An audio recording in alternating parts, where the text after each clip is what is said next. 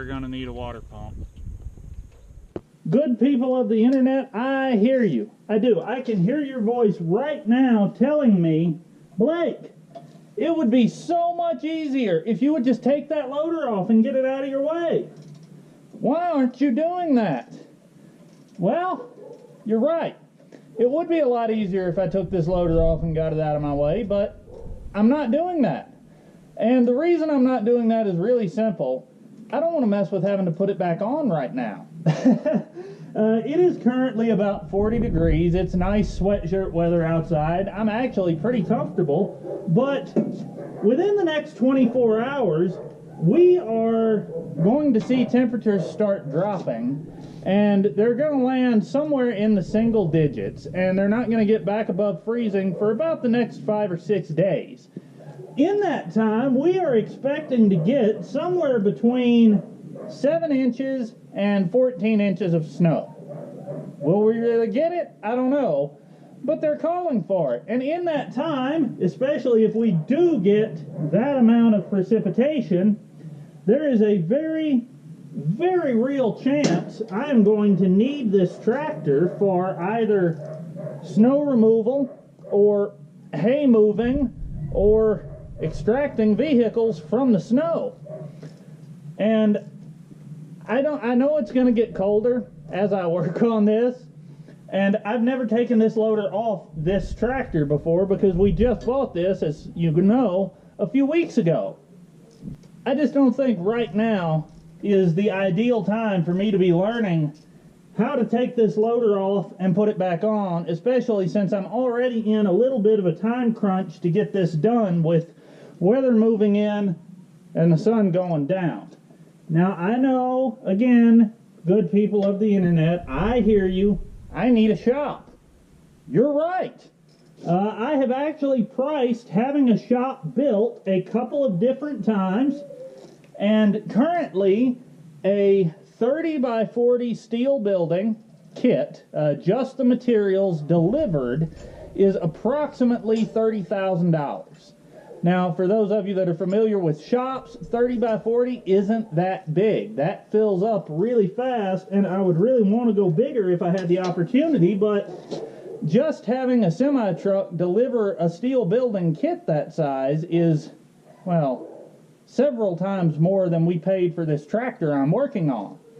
It would definitely be worth doing, so as soon as one of you would like to write a check for, call it probably $55,000 or $60,000 once we do the groundwork and concrete and pay somebody to put the building up. I could do it myself, but when do I have time? You know, hey, you guys want to write the check, I'll have a shop. Until then, we're just going to do things like this. Trust me, I know exactly how much it sucks, and as someone who has been a professional diesel mechanic since I was 18 years old, I know how nice it is to have a large, heated, wind-proof shop to work in compared to single-digit temperatures out in the elements in, oh, come on, baby, 70, 80, or even higher wind speeds in the winter. So we're going to do things like this until the situation allows for us to do things differently. And that day is coming. Let go. Come on, baby. There we are. Help me help you, water pump. Help me help you. Hi.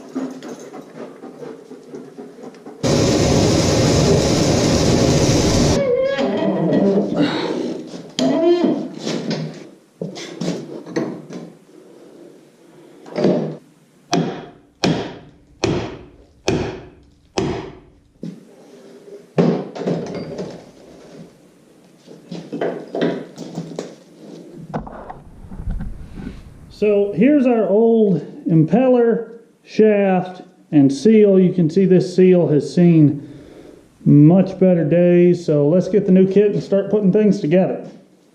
So with the water pump disassembled, now we're going to put it back together in the press. First thing we got to do is put our two new bearings in. These are sealed bearings which means they don't get lubricated, so it doesn't matter which direction we face them putting in the pump, they go the exact same way.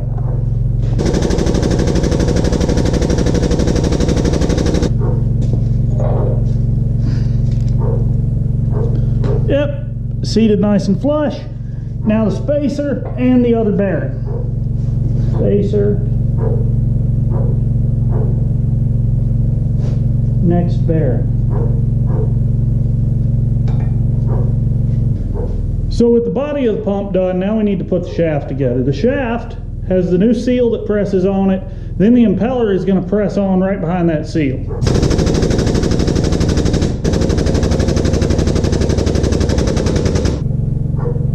You moron!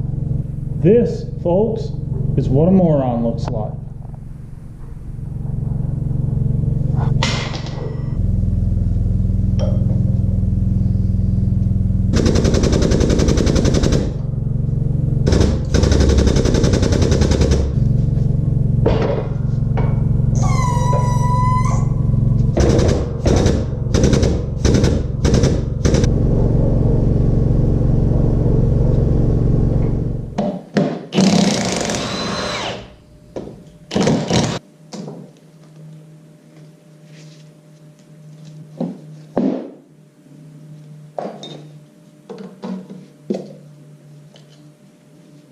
Good looking thermostat right there.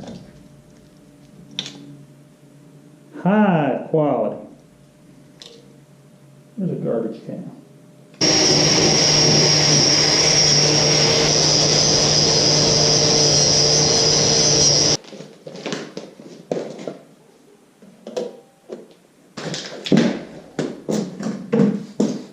Anti-seize may not be your best friend on a job like this, but it is definitely going to be the next guy's best friend on a job like this.